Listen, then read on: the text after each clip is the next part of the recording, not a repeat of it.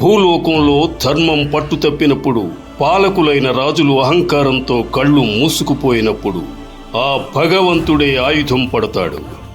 అధర్మవర్తనులైన క్షత్రియుల అహంకారాన్ని తన గొడ్డలి వేటుతో ముక్కలు చేసిన మహాపరాక్రమశాలి నారాయణుని 6వ అవతారం శ్రీ భార్గవరాముడు.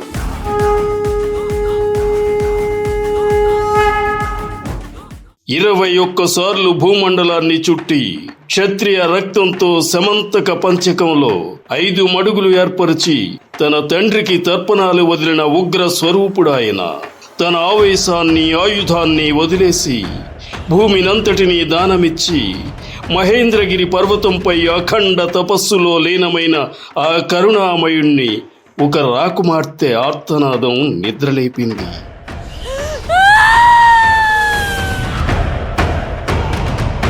ఆ క్షత్రియుడు సామాన్యుడు కాడు. సాక్షాత్తు గంగాపుత్రుడు, కురువంశ పితామహుడు, పరశురాముడికి అత్యంత ప్రియమైన గర్వకారణమైన శిష్యుడు భీష్ముడు. గురువు ఆజ్ఞకు శిష్యుడి ఆదర్శానికి మధ్య జరిగిన అపూర్వమైన మహాసంగ్రామమే ఈ భీష్మ పరశురామ యుద్ధం. ఇందులో ధర్మం కోసం గురువే స్వయంగా కత్తిపట్టాడు. తపస్సులో ఉన్న పరశురాముని ఆశ్రమానికి ఒక స్త్రీ రోదన వినిపించింది. ఆమె కాశీరాజు జ్యేష్ఠ కుమార్తె అంబ. స్వయంవరంలో గెలిచి తన తమ్ముడి కోసం భీష్ముడు ఆమె సోదరీమణులను హస్తినకు తీసుకువచ్చాడు. కాని అప్పటికే అంబ సాల్వుడనే రాజును ప్రేమించింది. అంబ మనసు తెలుసుకున్న భీష్ముడు ఆమెను సాల్వుడి వద్దకు పంపాడు. కాని అహంకారైన సాల్వుడు, భీష్ముడు నన్ను ఓడించి నిన్ను తీసుకెళ్లాడు, ఇప్పుడు నువ్వు వాడి సొత్తు అని పలికి ఆమెను తిరస్కరించాడు. దిక్కుతోచని అంబ మళ్లీ భీష్ముని వద్దకు రాగా తాను ఆమరణాంతం బ్రహ్మచారిగా ఉంటానని చేసిన ప్రతిజ్ఞను సాకుగా చూపి భీష్ముడు ఆమెను వివాహం చేసుకోవడానికి నిరాకరించాడు. 2 వైపులా భంగపడి జీవితం సర్వనాశనమై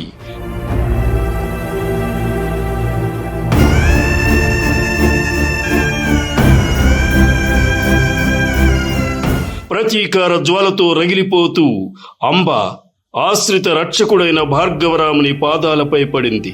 అంబ కన్నీరు మున్నీరుగా ఏడుస్తూ, స్వామి, ముల్లోకాలలో నాకు ఇంకెవరూ దిక్కులేరు. క్షత్రియ అహంకారాన్ని అణిచివేసిన ఆపద్బాంధవులు మీరు. మీ శిష్యుడైన భీష్ముడి వల్లే నా జీవితం నాశనమైంది. స్వయంవరం నుండి తీసుకొచ్చి ఇప్పుడు నన్ను నడి వీధిలో వదిలేశాడు. నా కన్నీరు తుడిచి నాకు న్యాయం చేయండి స్వామి. ఆ మాట వినగానే పరశురాముని 3వ కన్ను తెరుచుకున్నట్లుగా ఆయన ముఖంలో ధర్మాగ్రహం రగిలింది. ఒక అబల పడుతున్న వేదన చూసి ఆ కరుణామయుడు చెలించిపోయాడు. తన శిష్యుడే ఇంతటి ఘోరానికి పాల్పడ్డాడా అని ఆయన గుండె రగిలిపోయింది. శాంతించు అంబ, ఒక స్త్రీ కన్నీరు సామ్రాజ్యాలనే దహించి వేస్తుంది. భీష్ముడు ఆదర్శవంతుడే కావచ్చు, తన తండ్రి కోసం మహాప్రతిజ్ఞ చేసి ఉండవచ్చు.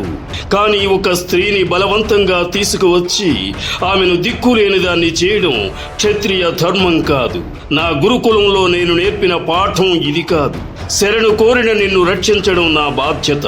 వాడిని ఒప్పిస్తాను, వినకపోతే నా చేతులతోనే వాడిని దండిస్తాను. అంబా, ఇది ఈ పరశురాముడి మాట.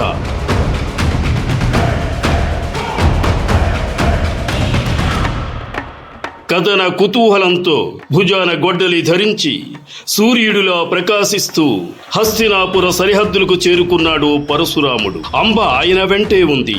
తన గురువుగారు స్వయంగా వచ్చారని తెలిసి బంధుమిత్ర సమేతంగా సకల రాజలాంఛనాలతో ఎదురెళ్లి పాదపూజ చేసి ఘనస్వాగతం పలికాడు భీష్ముడు.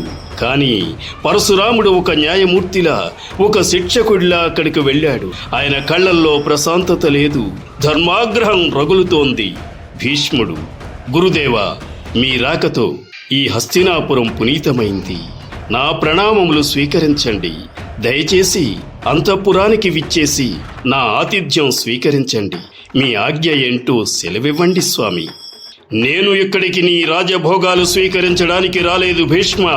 న్యాయం కోసం వచ్చాను. నా ఆజ్ఞను శిరసావహించు. అంబను వివాహం చేసుకో. నీ భుజబల గర్వంతో ఆమె జీవితాన్ని అంధకారం చేశావు. ఆమెకు జరిగిన అన్యాయాన్ని సరిదిద్దు. గురువుగా ఇదే నా ఆజ్ఞ. క్షమించండి గురుదేవ, మీరు నా ప్రాణం అడిగిన ఈ క్షణమే ఇచ్చేస్తాను. కానీ నేను చేసిన బ్రహ్మచర్య వ్రతాన్ని భగ్నం చేయలేను.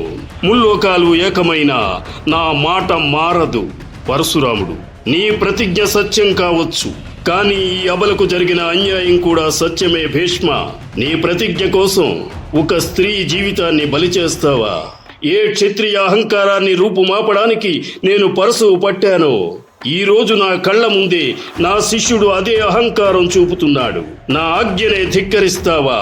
నన్ను కాదంటే నాతో యుద్ధానికి సిద్ధపడు భీష్మ. గురుదేవ, ధర్మ విరుద్ధమైన ఆజ్ఞను గురువు ఇచ్చినా వ్యతిరేకించవచ్చనేది మీరు నేర్పిన ధర్మశాస్త్రమే.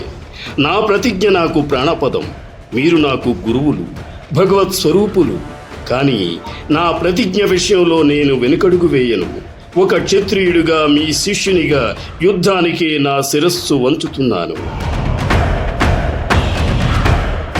అటు పరశురాముడు, ఇటు భీష్ముడు.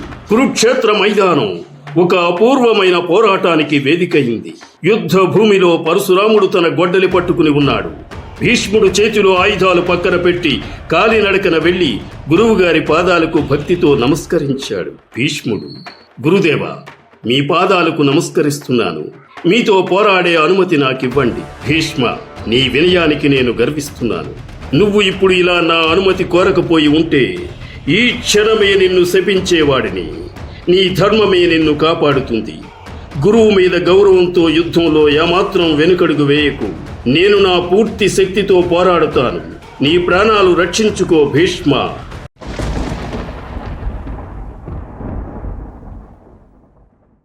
విష్ణు అంశుడైన పరశురాముడి బాణాలు పిడుగుల్లా భీష్ముడి వైపు వస్తున్నాయి.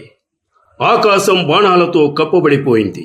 పరశురాముడు ఒక పక్క భీకరంగా దాడి చేస్తూనే తన మనసులో శిష్యుడి పరాక్రమాన్ని చూసి మురిసిపోతున్నాడు.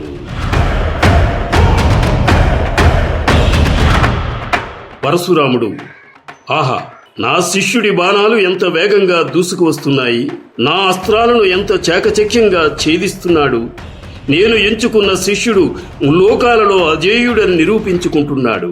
కానీ శరణు కోరిన అంబకు న్యాయం చేయాల్సిన బాధ్యత నాది.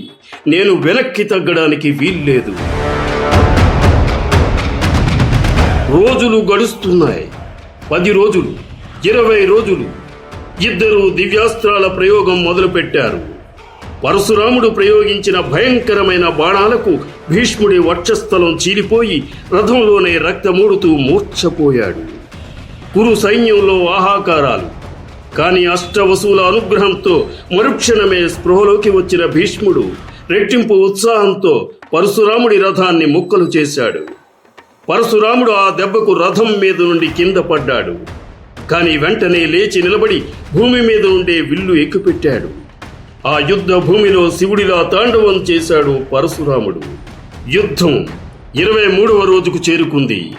భీష్ముడికి ఒక సత్యం అర్థమైపోయింది.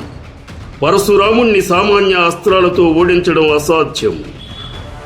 అప్పుడు భీష్ముడు తనకి పూర్వజన్మలో తెలిసిన ప్రస్వాపాస్త్రం అనే మహా అస్త్రాన్ని స్మరించాడు. దాన్ని ప్రయోగిస్తే పరశురాముడు గాఢ నిద్రలోకి జారుకుంటాడు. గురుదేవ, క్షమించండి. ఓం ప్రస్వాపాస్త్రాయ నమః. ముల్లోకాలను నిద్రపుచ్చే ఆ భయంకరమైన అస్త్రం పరశురాముడి వైపు దూసుకుపోవడానికి సిద్ధమైంది. ఆ అస్త్రం గురించి పరశురాముడికి తెలియదు. ఆయన విస్మయానికి గురయ్యాడు. కాని ఏమాత్రం బెదరలేదు. మరుక్షణం పరశురాముడు తనకి తెలిసిన అత్యున్నత అస్త్రాన్ని ప్రయోగించడానికి కళ్ళు మూసుకున్నాడు. సృష్టి ప్రళయానికి సిద్ధమైంది. సరిగ్గా అప్పుడే ఆకాశవాణి, ఆగండి, ఇద్దరూ ఆగండి. అంతరిక్షం నుండి నారద మహర్షి, దేవతలు, భీష్ముని పితృదేవతలు ప్రత్యక్షమై ఆ అస్త్రాన్ని ఉపసంహరించుకోమని భీష్ముడికి చెప్పారు. మరోవైపు బ్రహ్మదేవుని ఆదేశంతో పరశురాముని పితృదేవతైన రుచీక మహర్షి ఆయన ముందు నిలిచాడు. రుచీక మహర్షి, భార్గవరామ, అపార శక్తిమంతుడవైన నీకు ఈ సృష్టిలో వాటమి లేదు. కానీ ఆపండి ఈ సమరాన్ని. బ్రహ్మచర్య వ్రత దీక్షలో ఉన్న గంగాపుత్రుడికి మరణం లేదు. అంబకు నీ కర్తవ్యం నువ్వు నెరవేర్చావు. ఇక ఆయుధాలు దించు భార్గవరామ. పితృదేవతల మాటను ఇరువురు శిరసావహించారు. భీష్ముడు అస్త్రాన్ని ఉపసంహరించుకున్నాడు. పరశురాముడు సైతం తన ధనస్సును కింద పెట్టాడు.